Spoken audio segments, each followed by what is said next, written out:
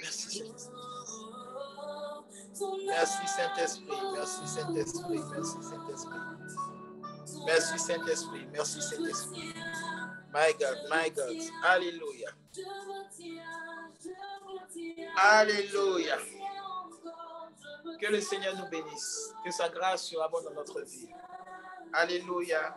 Soyez bénis de la présence du Seigneur. Et que cette présence-là continue toujours d'agir dans notre vie. Alléluia. Nous allons rentrer dans la parole. Nous allons vraiment rentrer dans la parole aujourd'hui. Nous bénissons le Seigneur qui nous a donné la force, qui nous a donné le temps, parce que nous avons eu vraiment du temps. Nous avons vraiment du temps pour l'écouter aujourd'hui et pour parler un peu de la prédication. Alléluia. Béni soit le Seigneur. Alléluia. Je vais installer la musique en fond sonore. Ce n'est pas obligé. Alléluia. Ce n'est pas obligé. Alléluia. Que le Seigneur nous bénisse. Le thème qui nous réunit aujourd'hui est comprendre sa spiritualité en Christ. Amen. Et vous savez, comme j'ai l'habitude de le dire, les thèmes ne viennent pas au hasard. Ce sont des messages qui nous permettent de nous orienter et de ne pas nous tromper dans notre spiritualité. La plus grande des erreurs que beaucoup ont fait durant ce 20e siècle-là, c'est de copier sa vie chrétienne sur le modèle de ce qu'on voit et de ce qu'on a l'habitude de nous dire, sans toutefois trouver son propre modèle. Amen. Je veux dire quoi? Fermez vos micros, s'il vous plaît. Fermez vos micros, s'il vous plaît. Alléluia. Merci, Saint-Esprit. Gloire à ton nom. Vous savez, par exemple, imaginons que Moïse, lorsque Dieu l'appelle, et Moïse dit, Seigneur, j'ai entendu l'histoire d'un homme qu'on appelait Noé. Moi, je vais faire comme Noé. Parce que de même que Noé a été utilisé par toi, et il a été sauvé d'une génération perverse et corrompue, de même que moi aussi, tu m'amènes pour aller sauver des gens au milieu d'une génération perverse et corrompue. Et vous imaginez Moïse qui vient et qui croise les enfants d'Israël, croise Pharaon, et il prêche le même message de Noé en disant la pluie va venir remplir l'Égypte. Donc laisse les enfants d'Israël s'en aller. Et il fabrique un bateau parce que l'Égypte aussi est en bordure de mer. Il fabrique un bateau et qui va appeler ça comme ça l'arche de Moïse. Et les enfants d'Israël montaient dans le bateau et ils partaient. Ça serait vraiment ridicule et grotesque parce qu'à chaque personne, à chaque temps, à chaque circonstance, il y a un défi à relever. Et ce défi-là vient démontrer la manifestation plénière du Dieu que nous adorons. Alléluia. Vous savez, avant que David aille affronter Goliath, Israël avait affronté plusieurs géants, mais qui n'étaient pas des géants physiques. Ils avaient affronté des armées entières. Alléluia. Ils avaient, je prends l'histoire de Gédéon, ils étaient simplement 300 pour affronter une armée de plus de 250 000 personnes. Amen. Je prends l'exemple, par exemple, de Samson, qui a dû affronter des Philistins qui étaient à la pointe de la technologie de l'époque. Alléluia. Parce que vous ne savez pas, mais il faut que vous le sachiez aujourd'hui. La technologie, les armes étaient sophistiquées dans les temps passés. Quand on parle de sophistiqué, ça ne veut pas dire que c'est la même chose qu'aujourd'hui. Mais ça veut dire que pour le temps qu'on vivait, c'était vraiment le must. Amen. Donc, vous ne devez pas vous imaginer que la vie que vous vivez est tellement compliquée, est tellement au-delà de toute compréhension qu'avant, c'était plus facile et que maintenant, ce n'est pas facile. Non. À tout moment, lorsque vous voyez la création du ciel, de la terre, et Adam et Ève, dès que leur histoire commence, ça commence déjà sur leur chute. Et donc, la difficulté pour eux de retrouver leur état ancien, là, quand on lit la Bible, là, on ne nous parle pas de ça. Vous allez remarquer que quand vous lisez l'histoire d'Adam et Ève, quand ils ont quitté le jardin d'Éden, on n'entend plus parler de leurs œuvres. Une autre génération apparaît, Caïn et Abel. Amen. Pourquoi? Parce que Dieu voulait montrer que chaque génération a son histoire. Chaque génération a une partition à jouer. Et quand tu finis ta partition, tu ne mets pas forcément, mais tu passes sous le silence. Ainsi donc, notre vie chrétienne aussi est pareille. Il y a un moment où notre vie chrétienne est vraiment sous le feu des projecteurs. C'est à ce moment-là, tous les regards sont sur toi. Les bonnes choses que tu as faites, comme les mauvaises choses que tu as faites, tous les regards sont sur toi. Et arrivé à un moment, tout devient silencieux. Je pose une brèche ici. Et je dis par exemple, vous savez que la Bible nous encourage d'être remplis du Saint-Esprit. Mais à chaque fois, nous devons nous remettre en cause parce que notre volonté dans ce siècle de recevoir le Saint-Esprit a un problème. Les gens dans l'ancien temps savaient la différence entre vivre en obéissant à la parole qui était la Torah et puis vivre en recevant le Saint-Esprit dont Yeshua et ses disciples parlaient. C'est-à-dire que Yeshua n'a jamais dit à un disciple que quand tu vas recevoir le Saint-Esprit, tout sera merveilleux. Je dis, tu vas révéler la vie des gens. Waouh! Je dis, tu bâtiras sur des anciennes ruines. Jésus n'a jamais dit ça. L'une des choses que Jésus a dit sur l'esprit de vérité, il a dit, quand cet esprit viendra sur vous, il va vous présenter et vous faire connaître toute la parole. Ensuite, cela suscitera des persécutions. Donc, ce n'est pas le Saint-Esprit qui suscite des persécutions, mais la présence du Saint-Esprit ayant éclairé votre vie va susciter des persécutions en vous, autour de vous. Donc, c'est-à-dire que quand tu remarques que tu es persécuté, ça veut dire qu'il y a une connaissance ou une présence de l'Esprit qui est en train de se déployer dans ta vie. Si vous ressuscitez un chrétien d'Antioche aujourd'hui et que vous commencez à lui expliquer les difficultés que vous avez, vous commencez à lui expliquer combien de fois vous priez et vous n'êtes pas exaucé, vous commencez à lui expliquer combien de fois on vous martyrise dans les églises, on vous traite de sorcier, vous savez ce qu'il va dire? Il va dire, waouh, frère, tu es béni. Amen. Lisez Hébreu 13, la Bible dit, après la définition de la foi et tout ça, la Bible dit qu'il y a des personnes qui ont été égorgées, éventrées. Et ces personnes-là, ils n'avaient même pas en vue une cité physique. Amen. Ils ont accepté de mourir abominablement sans entrer même dans les promesses prophétiques de leur vie. Parce qu'ils avaient en vue, l'apôtre Paul nous dit ici cette phrase que j'aime, il dit, ayant en vue une cité céleste, ayant en vue une propriété incorruptible, là où la chair et la teigne ne peuvent pas rogner. Alléluia. Là où les trésors sont éternels. Voici un peu pourquoi il est nécessaire de comprendre sa spiritualité. Aujourd'hui, quand nous regardons un peu la vie que nous vivons ici, elle est tellement omniprésente dans notre pensée que nous n'accordons pas du temps à écouter notre destinée céleste. Aujourd'hui, la vie est en train de nier. Pourquoi je ne dis pas Satan? Parce que Satan doit être Satan. Amen. De même que les enfants du Seigneur, nous devons être enfants du Seigneur. Donc, nous ne parlons pas ici de Satan, mais nous parlons de la vie ici, le cosmos, la vie des hommes, réglée et régie par les hommes. Cette vie-là se fait de façon plénipotentielle. Aujourd'hui, tu peux être dans une ville, dans une maison, dans une famille, même si les gens ne te fréquentent pas, même si les gens ne font pas toujours preuve d'amour et de sensibilité à ton égard, tu ne peux pas nier d'être présent dans cet endroit. Parce que tout va te rappeler que dans cet endroit, on t'accorde la vie. On te fait une faveur. Par exemple, on crée des cartes de séjour, on crée des cartes nationales d'identité, on crée des taxes, on crée des factures, on crée un modèle de pensée, on crée même un évangile qui est plus ou moins acceptable, même dans des pays dits liberté d'expression. On crée souvent des compagnies, on crée des réseaux sociaux, on crée des us et des coutumes, de sorte que tu saches que c'est cette vie-là qui te coordonne, qui te contrôle, qui t'autorise.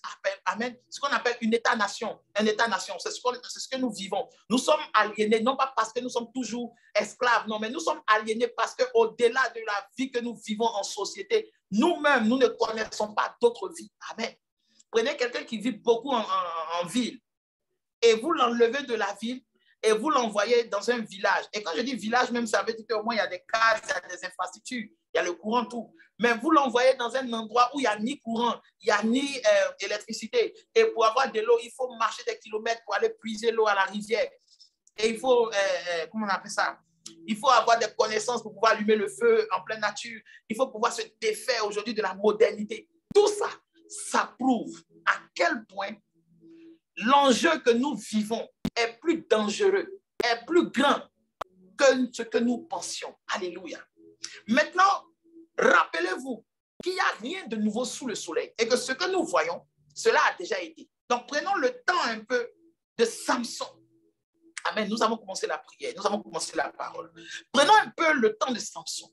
Et je vais prendre l'exemple de Samson, je vais prendre l'exemple de Jésus et je vais prendre aussi l'exemple de Daniel. Et j'espère que le Seigneur permettra que nous puissions terminer l'enseignement, soit aujourd'hui, soit à la prochaine séance, soit dans les jours à venir. Alléluia. Par exemple, lorsque Samson vient au monde, la Bible nous dit déjà qu'avant sa naissance, il y avait déjà des interdits. D'abord, il va naître dans une société qui est déjà régie par des interdits. Amen.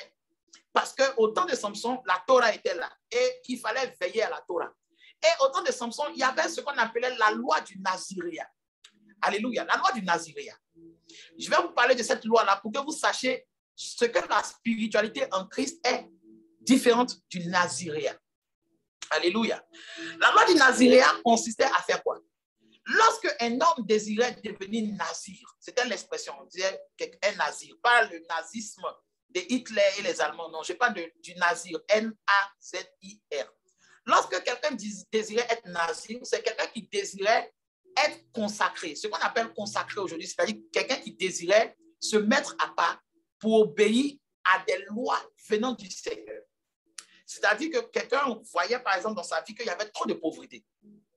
Ou bien il voyait qu'il avait un zèle qu'il voulait mettre au service du Seigneur.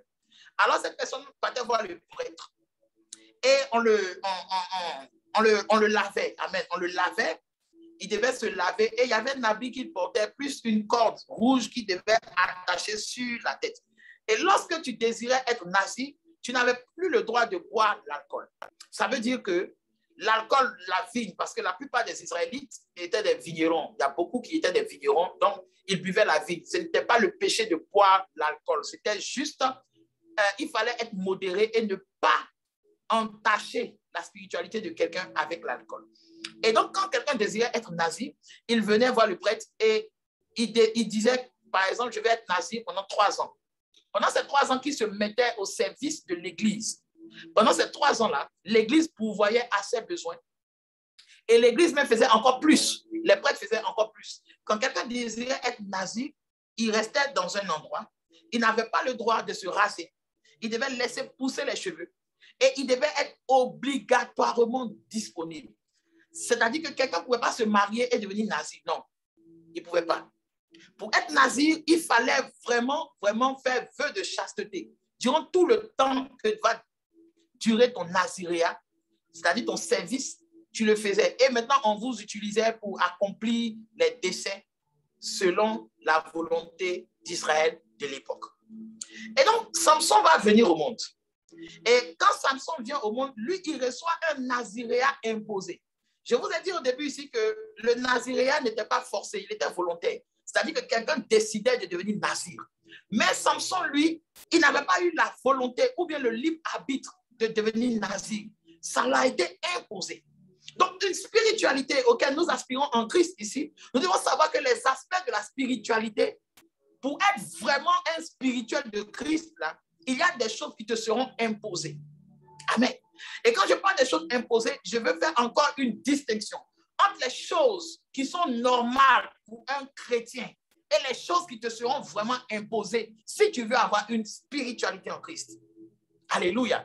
Parce qu'il y a des choses normales. C'est normal pour un chrétien de quel niveau qu'il soit un saint spectateur, un simple enfant de Dieu, il est normal pour lui d'obéir à la parole. Donc, ce n'est pas parce qu'on veut se consacrer qu'on obéit à la parole. Amen. Ce n'est pas parce que tu désires atteindre une certaine profondeur dans la spiritualité que maintenant tu dis, bon, il faut que j'obéisse. Non, non, il faudrait que déjà l'obéissance à la parole soit d'abord un réflexe pour toi. L'obéissance, qu'est-ce que David dit? David dit, Seigneur, j'aime ta parole, car c'est la révélation de ta parole qui m'éclaire. Il dit, je me lève la nuit, je fais des veilles pour ta parole, je veille sur ta parole, je veille sur mes pas. Vous voyez, c'est un réflexe d'un chrétien ordinaire. Donc, avant de devenir extraordinaire, cherchons d'abord à être vraiment ordinaire. J'imagine le jeune Samson, quand il a eu l'âge de comprendre les choses, en train de poser les questions pour dire à sa maman, mais maman, on va à l'église et on nous parle des gens qui sont volontaires naziréats. qui sont volontaires nazis. Mais moi, depuis que je suis petit, on n'attache pas corde sur ma tête. On ne me dépose pas dans le temple. Vous me levez. Mais pourtant, je vis comme un nazi. Qu'est-ce qui se passe? Imaginez-vous, vous êtes venu dans le monde. Vous avez donné votre vie à Jésus parce que vous avez cru au Seigneur, oui. Mais par contre, il y a des choses qui vous arrivent que vous ne comprenez pas. Vous dites, mais en principe, si j'ai donné ma vie au Seigneur, en principe, il y a des choses qui ne doivent pas m'arriver. Mais pourquoi les choses qui n'arrivent pas au païen m'arrivent? Il y a des choses normalement que je devais dépasser, mais je n'arrive pas à dépasser. Mais qu'est-ce qui se passe? Pourquoi suis-je à part? Pourquoi certaines choses m'arrivent et que cela n'arrive pas à d'autres? Je croise même des hommes de Dieu, je croise même des chrétiens qui ont une très grande spiritualité, mais qui ne vivent pas ce que je vis. Parce que chaque personne est unique et spéciale. Et que c'est ça qui fait encore la puissance même de la spiritualité vraie en Christ. C'est que Paul n'avait rien à voir avec Pierre. Pierre aussi n'avait rien à voir avec Marc. Mais eux tous étaient unis par la spiritualité en Christ. Et c'est ça qui fait la beauté de la chose. Aujourd'hui, nous pouvons voir des distinctions entre un spirituel catholique, un spirituel évangélique, un spirituel méthodiste, un spirituel anglican, un spirituel XY, Dieu soit béni.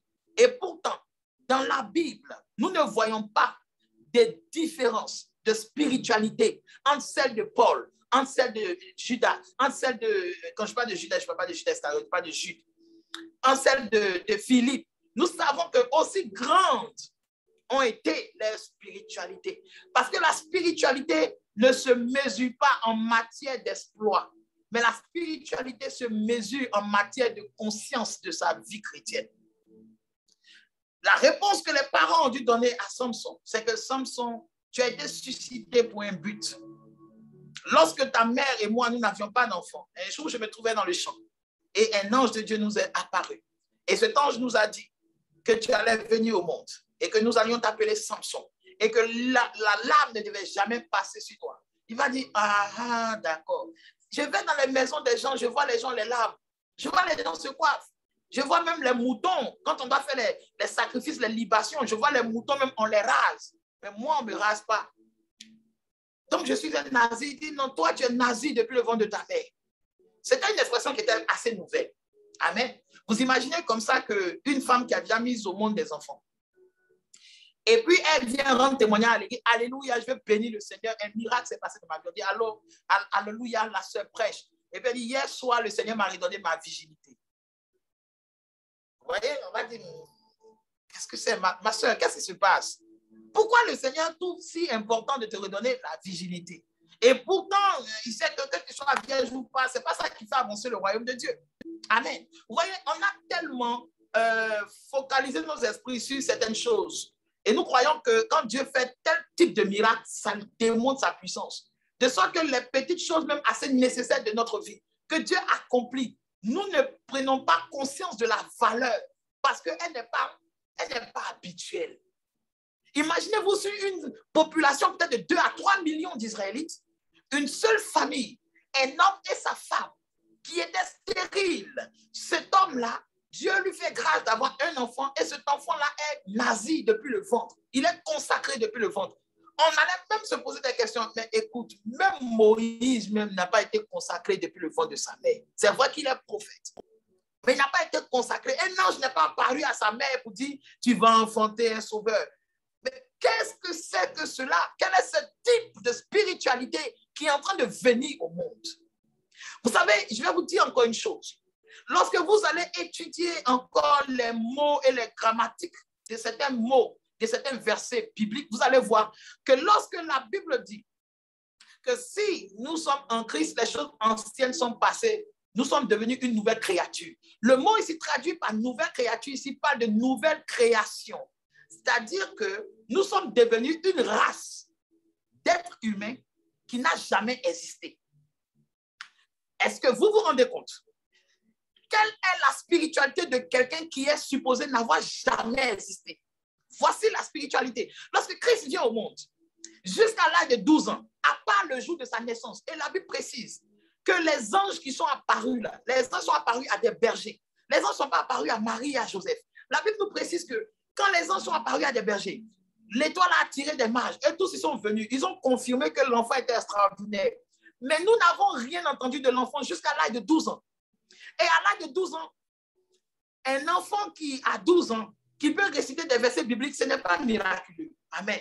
Mais un enfant de 12 ans qui interroge des gens, qui connaissent la parole et qui ne peuvent pas répondre, et que pendant 3 jours, il les tient en haleine et il expose une telle connaissance de la parole, c'est déjà miraculeux. Mais pourquoi cela est passé inaperçu? Parce que quand ils ont vu ça, ils n'ont pas vu en lui une créature qui n'a jamais existé. Ils n'ont pas connu que la spiritualité, c'est le fait de devenir quelqu'un qui n'a jamais existé en fait. C'est ça la spiritualité. La spiritualité, c'est un renoncement total, une rénonciation totale à tout ce que tu as connu jusqu'à présent pour devenir quelque chose que toi-même, tu n'as jamais vu. Alléluia, j'espère que je suis en train de parler assez clairement, que le Seigneur vraiment nous aide. Et donc, Samson était appelé à une spiritualité qui n'avait jamais été vue. Et qu'est-ce qui va se passer? Lorsque un âge commence, la Bible dit que les Philistins sont descendus pour attaquer les enfants d'Israël. Ils ont commencé à fuir. Maintenant, regardez un peu la réaction. C'est normal que les enfants fuient. Ça ne veut pas dire qu'ils ne croyaient pas au Seigneur.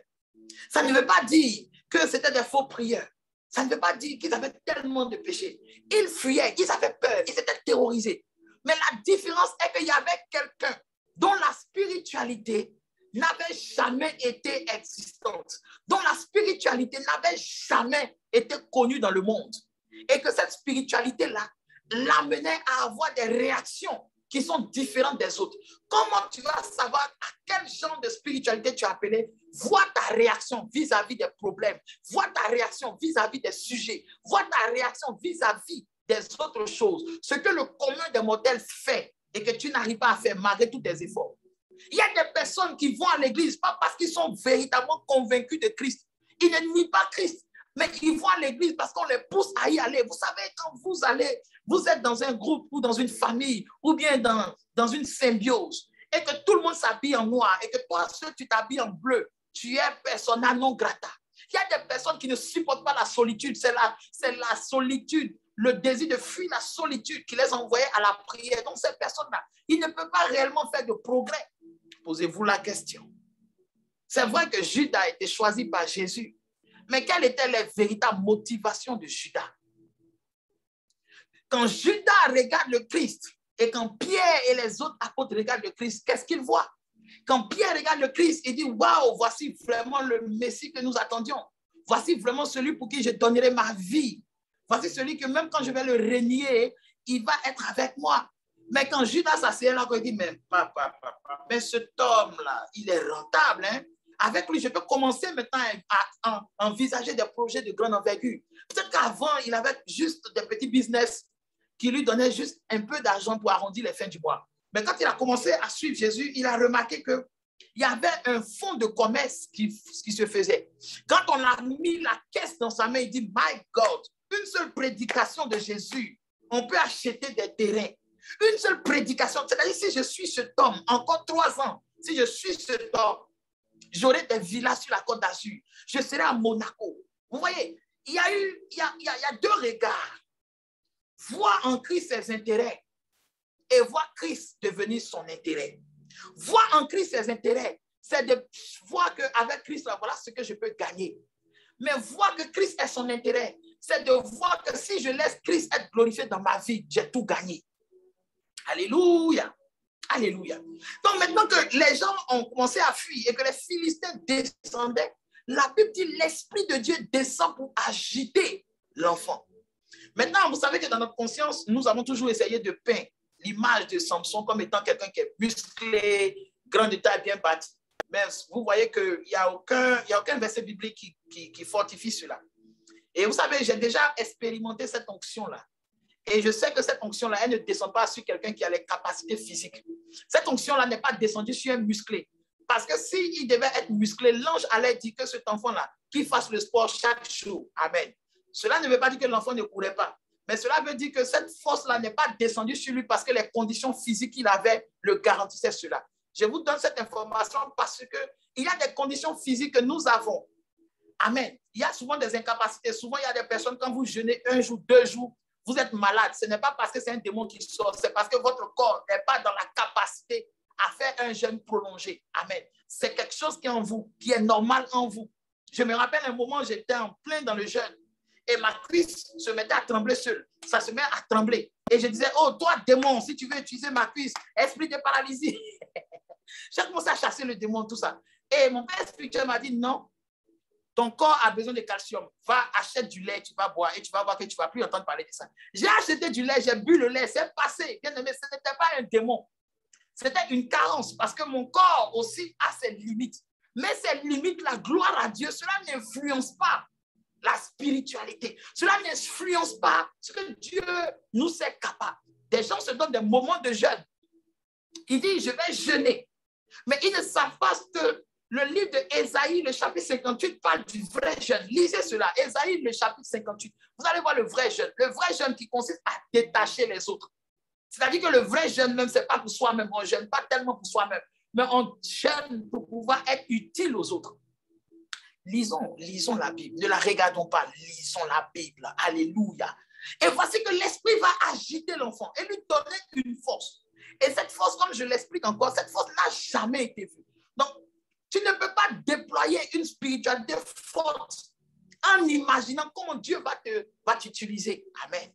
Tu ne peux pas. Écoutez, la Bible dit que Jean le Baptiste était l'homme le plus grand parmi les femmes qui ont enfanté des enfants. Et pourtant, le plus petit du royaume des cieux, il ne parlait pas de ceux qui étaient dans le ciel des anges, non. Il parlait de ceux qui écoutaient Jésus et qui le suivaient, qui avaient donné leur vie à Jésus. Ce plus petit être qui avait donné sa vie à Jésus. Et parmi ce plus petit être-là, qui avait donné sa vie à Jésus, il y avait aussi une femme pécheresse qui avait versé, qui avait mouillé les pieds de Jésus avec ses larmes, qui avait versé du parfum. Et Jésus dit que ces plus petits-là sont plus grands que Jean-Baptiste. Et vous savez que Jean-Baptiste a dit cette phrase. Ça a choqué un jour un auditoire quand j'ai parlé de ça. Il a dit, Jean-Baptiste dit, je ne suis pas digne de délier la courroie des sandales de Jésus. Lui que Jésus va rendre témoignage qu'une femme qui a mis au monde un enfant, il n'y a pas plus grand que Jean-Baptiste. Amen. Tellement la grandeur de Jean-Baptiste était louangée par le Seigneur. Tellement que Dieu appréciait combien de fois Jean-Baptiste avait été un fidèle et agréable serviteur. Mais pourtant, sur l'échelle de la comparaison, Dieu trouvait que même si la justice glorifiait Jean-Baptiste dans son adoration totale et parfaite, et pourtant, les œuvres de la grâce agissant sur le plus grand des mortels faisaient de lui quelqu'un de plus grand que Jean-Baptiste. Et Jean-Baptiste dit quoi? Je ne suis même pas digne de toucher la courroie de ses sandales. Mais une prostituée, on n'a pas dit qu'elle sortait d'un jeûne de prière. On n'a pas dit qu'elle venait à peine de se confesser. On n'a pas dit que cette femme-là, vraiment, elle était vraiment dans une spiritualité pas possible. Mais on dit que cette femme-là, elle a été éprise de quelque chose qui n'a jamais existé. Elle a été éprise de quelque chose que lorsque cela va arriver en toi, tu vas te rendre compte de quel genre de spiritualité que tu aspires. Quel genre de vie chrétienne tu veux avoir. Quel genre de véritable vie tu veux avoir. Écoutez un peu, lorsque quelqu'un désire être riche, il désire mener la vie de milliardaire, il commence à s'intéresser un peu aux choses qui envoient l'argent, les choses du monde. Amen. Les choses de la luxure, du luxe et autres. Pas de la luxure, du luxe. Parce qu'on peut être riche sans être luxurieux. Alléluia. Et il commence à s'intéresser. Maintenant, arrivé à un moment où il a l'argent, ça déborde. Le désir d'être riche là est complètement satisfait. C'est là qu'il se rend compte qu'au fait, l'argent, oui, mais il y avait autre chose que l'argent. Mais hier, il ne pouvait pas réaliser ça. Parce que hier, il était obnubilé, il était envahi. Il se disait que s'il n'a pas l'argent, il ne va pas atteindre ce nirvana, il ne va pas atteindre cette gloire. Maintenant que l'argent est devenu une habitude chez lui, il se rend compte qu'en vérité, il n'était pas si profondément ému par l'argent.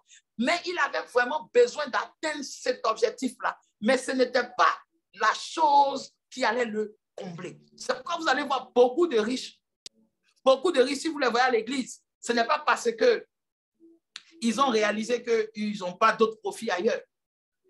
Mais il y a beaucoup de riches qui sont en train de se convertir. J'ai vu dans un article sur Facebook hier, j'ai vu un prince au Koweït qui a publiquement annoncé son appartenance à Jésus. Et il a dit qu'il est prêt à tout. Amen. Mais vous savez, c'est un prince. Il est né dans l'opulence. Donc, un tel témoignage, laissons en fait de dire, waouh, c'est glorieux, c'est un musulman qui s'est converti. Non, laissons ça. Parce qu'un musulman, un bouddhiste, c'est un homme avant tout. Mais la partie encore la plus glorieuse, c'est de voir que des gens qui atteignent des hauts sommités en matière d'argent, et ces personnes reconnaissent que même l'argent ne fait pas véritablement le bonheur. Alléluia. Et ces personnes-là réalisent quelque chose avec ce niveau de richesse-là. Ils réalisent que lorsque l'homme arrive à accomplir tous ses buts, c'est là que l'homme se rend compte que le plus grand but de sa vie, c'est de donner un sens à sa vie. Son plus grand but devient de chercher un confort au-delà de la vie matérielle. C'est-à-dire que tu te rends compte que j'ai eu le confort physique, mais je suis convaincu maintenant qu'il y a un confort spirituel qui arrive. Il y a un confort céleste qui arrive. C'est-à-dire que la personne prend conscience qu'il y a une vie après la mort. Donc la personne a dépassé les appréhensions de la vie présente. Il a laissé son esprit aller maintenant dans le futur. Il a laissé son esprit maintenant s'échapper aux barrières de notre existence parce qu'il y a une vie après la mort. Même si les gens vont douter de cela, vous savez que la Bible dit, parmi les dons qui accompagnent les enfants de Dieu, il y a le don de parler en langue. Et dès qu'un enfant de Dieu se met à parler en langue, dans une langue que lui-même il ne connaît pas, mais par la foi, il commence à parler en langue, ça veut dire que le royaume des cieux, dont la Bible parle, elle est vraie. La Bible dit qu'il y a une vie après la mort. Et c'est pourquoi que la vie et l'État toujours vont envoyer des choses, ils vont envoyer des concepts, ils vont envoyer des maladies, tout ce qu'il faut pour vous faire croire que c'est cette vie qui est la vie. Et qu'après cette vie-là, nous allons retourner dans le néant. Non, il n'y aura pas de néant. Vous savez, par exemple, les scientifiques imaginent des catastrophes, que la terre va sombrer, il y aura des guerres ici, il y aura des ceci, cela, alors que Jésus lui-même dit, les jours précédents sa venue là, les jours là, c'est là qu'ils seront troublés. Mais quand il viendra là, il y aura la paix dans les nations. Il n'y aura pas de maladie. Et les gens même chercheront à se donner la mort. Alléluia. Soyons conscients de ça. Et Samson va déployer maintenant une force qui l'agite.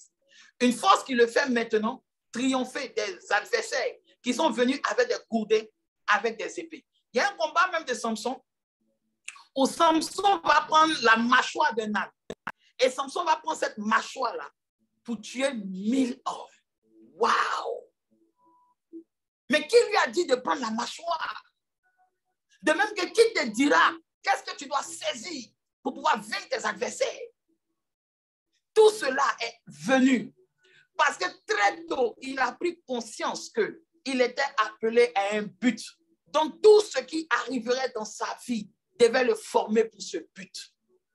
Samson a compris quel genre de spirituel il fallait pour sa génération. Je te demande, est-ce que tu comprends quel genre de spirituel tu dois être pour que de par toi, Dieu puisse montrer un aspect de sa gloire qui n'a jamais été vu? Parce que ce que Dieu veut montrer au travers de toi, ce que Dieu veut faire voir en t'utilisant là, cette chose-là doit émaner de toi d'abord. Elle émane de ta prise de conscience. Lorsque tu vas arrêter de regarder l'oppression que les autres te font, pour te concentrer sur ce que tu dois connaître pour devenir ce que tu dois être qui n'a jamais été. Alléluia. Oui, c'est possible, bien-aimé.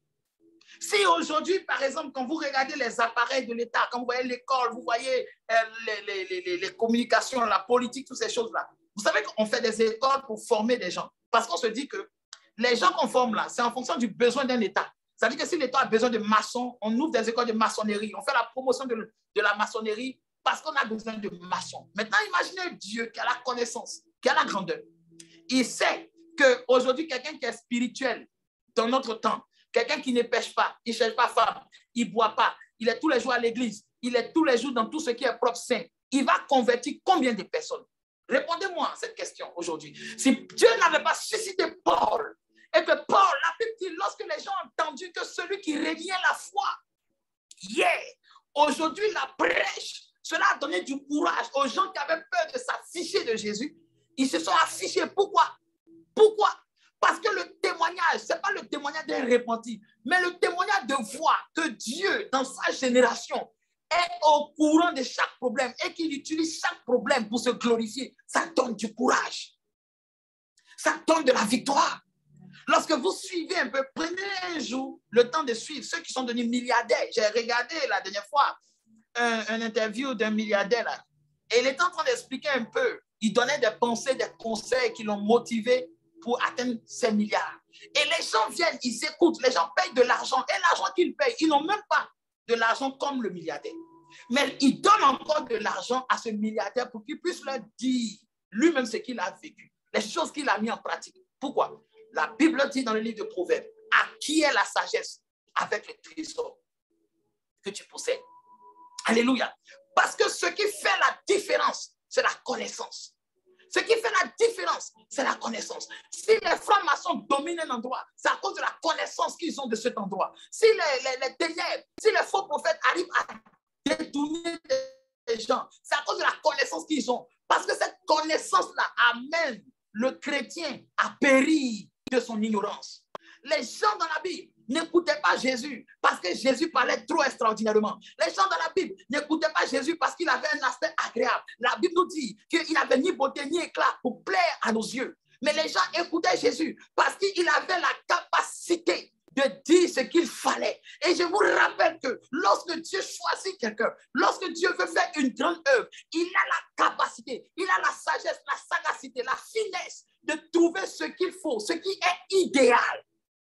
Comme en Samson, aucun ange lui a dit, prends une mâchoire et attaque, tu pourras tirer 1000 hommes. Mais il a pu avoir ce réflexe-là parce qu'il avait compris que la spiritualité qu'il avait pouvait être malléable. La spiritualité qu'il avait pouvait utiliser les choses les plus viles et les donner la puissance d'une arme de feu, d'une arme de pointe. Est-ce que vous vous rendez compte que dans les temps que vous vivez, vous avez la capacité de prendre n'importe quoi pour la rendre glorieuse, de prendre n'importe quelle vie, n'importe quelle personne qui a une vie de bas niveau, de bas de gamme. Vous avez la capacité de faire ressortir l'or réel qui en est. Quand Jésus a croisé Pierre, Pierre était l'un des pêcheurs de sa région. Il n'était pas le plus grand pêcheur de sa région. Il n'était pas le plus riche de sa région. Mais quand Christ entre dans sa vie, la pêche miraculeuse n'est pas le nombre de poissons. Mais la pêche miraculeuse, c'est de faire de quelqu'un qui n'était rien en quelqu'un qui est devenu quelqu'un. Imaginez-vous ça. Lorsqu'on est un homme self-made, vous savez ça, en anglais, self-made, c'est-à-dire quelqu'un qui s'est fait lui-même, quelqu'un qui, au bout de ses efforts, a réussi à sortir de zéro pour devenir un héros. Il y a une certaine chose que vous devez regarder et ne pas regarder, non, l'orgueil ou l'arrogance. Mais c'est la volonté que cette personne a pris de dépasser la réalité qu'il vivait. La volonté que cet homme a pris de savoir qu'il se devait d'être différent. Et il a accepté cette différence. Même si ça va susciter des bruits autour de lui. Des choses qu'on se dit. Quand Jésus avait 12 ans et que les gens ont entendu pendant 3 jours, ils l'ont retenu. Et sa mère est venue avec son père. Et je peux imaginer un peu la scène.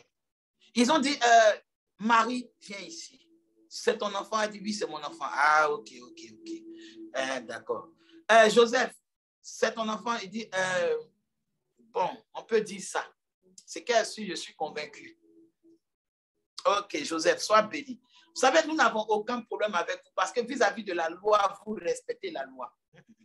Chaque année, vous pouvez venir faire les cultes ici, il n'y a pas de problème. Mais ce petit garçon-là, on ne veut plus jamais le revoir ici. Parce que les choses qu'il dit là, nous, on n'est pas dans ça. Alléluia. Ça, c'est une imagination. Amen. Vous allez fouiller dans la Bible, ce n'est pas dedans.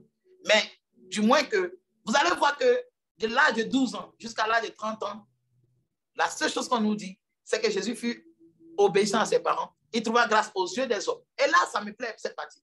Aux yeux des hommes. Ça veut dire que dans son quartier, là, on le connaissait. Donc, on voit que quelqu'un était tranquille, un jeune homme, il a été nous, l'enfant, il n'a jamais de problème. On ne l'a jamais entendu en train de voler poulet. On n'a jamais entendu son affaire avec en train de se battre. Rien. L'enfant, il est tranquille. Il est presque inaperçu. C'est un enfant qui est tranquille.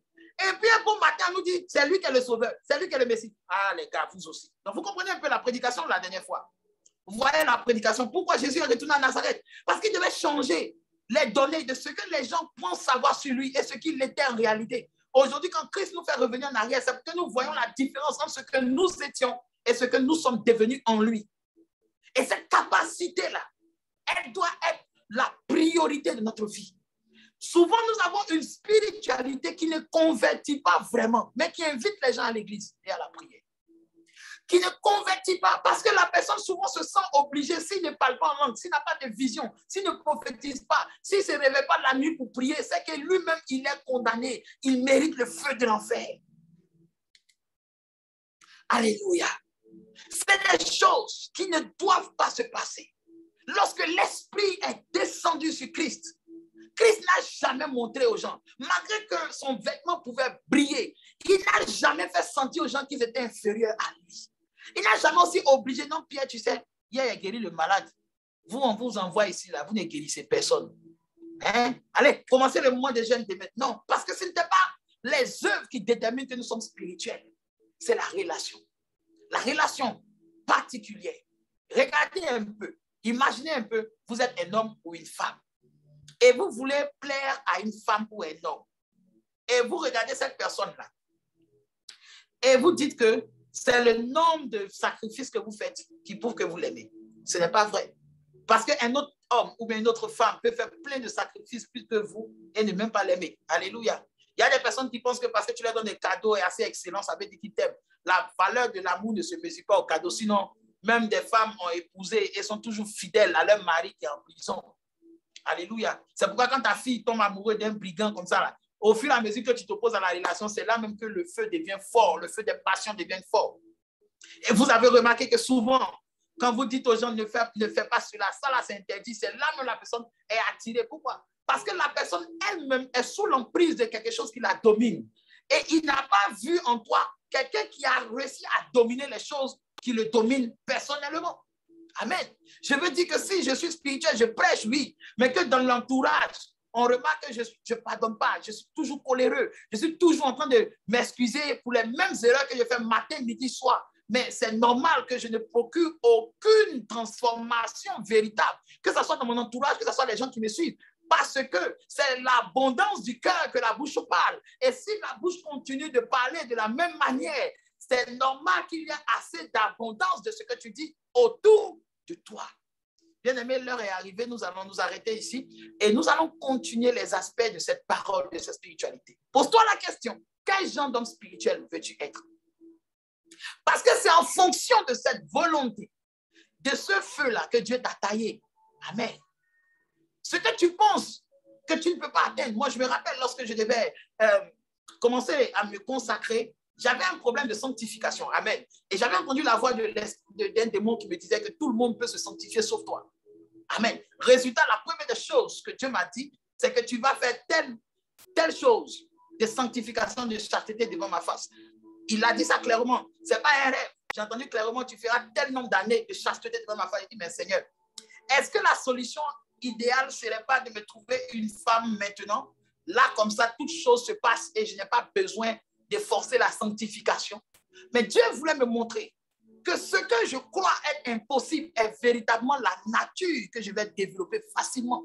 Je veux dire ce soir, de la part du Seigneur, que ce qui est difficile pour vous d'accomplir aujourd'hui est la chose que vous allez triompher et de façon naturelle, parce que le mouton ne prie pas pour être mouton. L'oiseau ne dit pas, Seigneur, je vais être un oiseau, mais l'oiseau est oiseau par sa nature. Le lion est lion par sa nature. Que le Seigneur nous bénisse. Nous allons nous arrêter là et continuer l'enseignement lorsque le Seigneur permettra. Le dimanche, je veux prêcher sur un thème qu'on appelle la force du lion. Amen. C'est un thème qui m'a été donné depuis 2 jours. Et j'ai vraiment du mal à pouvoir parler de ça. J'espère que le Seigneur va permettre que je puisse parler de ça dimanche. Et nous allons continuer l'enseignement de renforcement de capacité sur la spiritualité que nous devons avoir en Christ. Donc, essaye maintenant de comprendre quel genre de spiritualité tu dois avoir en Christ. Parce que cette spiritualité-là doit répondre aux besoins du temps. Amen. Si Christ venait et qu'il condamnait les gens, alors que le besoin du temps était quelqu'un qui va outrepasser les barrières pour pouvoir sauver n'importe qui, il n'allait pas être le sauveur si merveilleux et si parfait. Que le Seigneur te bénisse, que sa grâce soit bonne dans ta vie.